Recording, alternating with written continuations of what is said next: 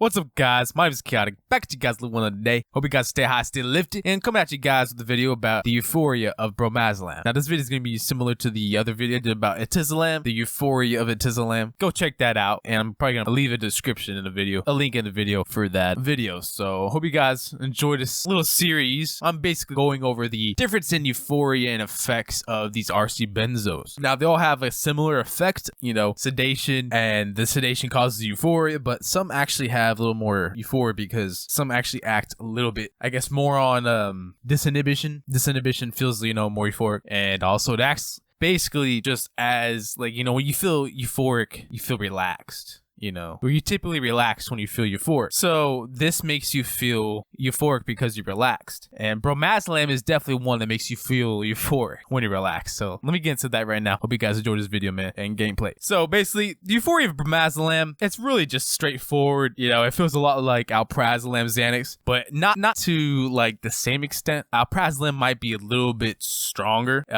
if you actually get like pharma grade Xanax, but Bromazolam, like the RC action Bromazolam, it's very, very similar to Alprazolam and can be a little stronger. It's a little more euphoric than Alprazolam, I would say, as well. So that's very surprising that it has that effect. And yeah, I prefer it. Actually, it's one of my actually all-time favorite RC benzos out there. It's been a while since I ever got Bromazolam. If I ever get a chance to get it again, I will. You know, just to have it, you know, just on hand. You know, I'm never going to even abuse it. I just like to collect things. I like to collect RCs and things in RCs that I've had history with. I've had, like, you know, experiences and history with Bromazolam. Never any bad experiences like Clonazolam. I've had a lot more bad experiences with the Clonazolam. I don't think I've ever had a good experience with Clonazolam. Like, it's really hard to dose and you can easily black out. But Bromazolam, man, that shit is just awesome. Now, I would say it has I guess a little bit more dosage than a Alprazolam dosage. Bromazolam, it's almost the same, but I think it could be a little weaker. And some vendors might say they dosed it at a certain level, but you know, they might have diluted it because, you know, they can always do that. So keep that in mind. You know, you never know if what you have is 100% what you have. But anyways, there's a lot of people, you know, taking Bromazolam nowadays, and I just think, you know, you should know that. But anyways, Alprazolam and Bromazolam, they're like sister and brother, man. They're really, really similar to each other. Almost, yeah, they're related. Very related. Bromonatal analog, like I said in a video before. And yeah, man, so like I would say, Bromazolam is good for those nights that you come home from work and you don't want to take alcohol. You don't want to be toxic with alcohol. And if you have a safe use with benzos, like habit, hopefully you do, because most people don't. They're really addicting, so, but I hope you really do. But you can use it to wind down. It's very good for muscle tension, very good for anxiety, obviously. And I would say it has a definite potent effect on feeling high. Okay, so like you would feel high when you're on the stuff. So when you're taking a dose to feel euphoric, by the way, you're taking a higher dose. Like, you're not going to feel euphoric off like a 0.5 milligram to 1 milligram of this. You're not really going to feel euphoric. It's when you take a higher dose. So if you're going to take this stuff recreationally, so like you're going to take 3 or 4 milligrams, bro, you better stay inside the house.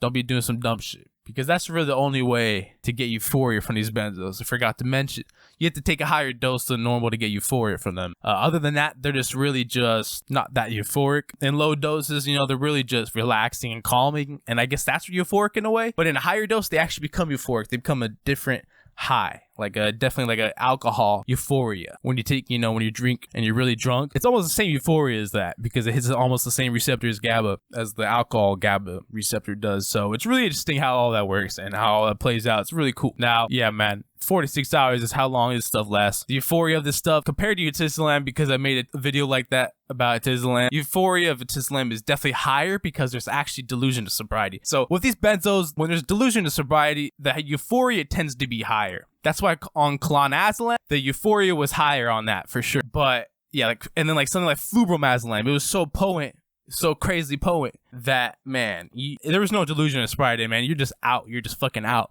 So there's really no euphoria in the drug that just completely knocks you out, you know? But Bromazolam, interestingly enough, did have some euphoria. So I have a video come about the euphoria of Bromazolam. It did have some euphoria because once you build a tolerance, you build a little, you know, build up to effect of that substance, man. It's really interesting how you get the actual euphoria out of it. So really interesting. And that's also dopamine related, by the way. So dopamine is definitely related to these euphoria events. You know, benzos cause more dopamine in the brain, so they definitely cause euphoria for sure. That's definitely the cause of it. And the relaxation and sedation. And also, what is it? The freaking trippiness, the hypnosis of these benzos. What they do to that? You know, it's just crazy. They're pretty hypnotic drugs, like the drugs that end in lamb. But anyways, so yeah, bromazolam is definitely one of those ones that are definitely potent. Be careful with this one, you know, same harm reduction as any other benzo, man. Be careful where you're getting it from. Careful what dosage you're taking. All that stuff, you know, if you do all of that, you should be good, you know. And like I said, the only way to really achieve euphoria is to take a higher dose. So please be careful if you're ever gonna try to attempt that stuff. You know, don't mix it with anything else that like can slow you down, anything at all. Maybe not even weed. Don't even smoke any goddamn weed. Don't do anything before that shit hits you. Just take it, you know, smoke some weed after that shit hits, you know. Make sure you're being safe, okay?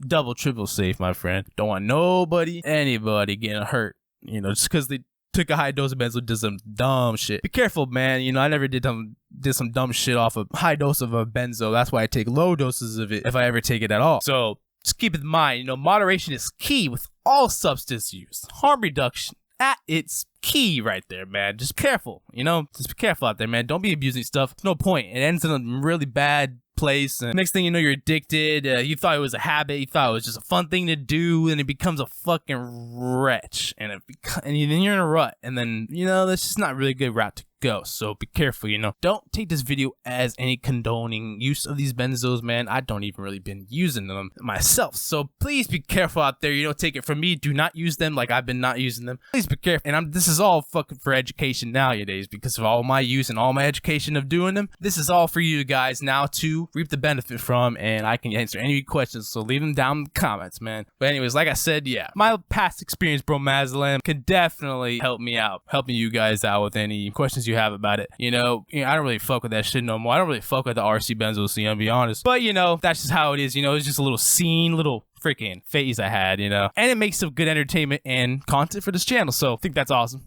And yeah, man. But anyways, yeah, there's definitely some euphoria to bromazolam. I would say the euphoria to bromazolam is probably from 1, if I ranked it from 1 to 10, it'd be, I guess, a 7 or an 8. It could be more euphoric than that. I'll put at 8. Yeah. 8, and then Atizolam's like a 9. Atizolam guy's like a 9 euphoric. Clonazlam, man, I'll just rank that another 1. But anyways, yeah, so the euphoria of Atizolam is a 9.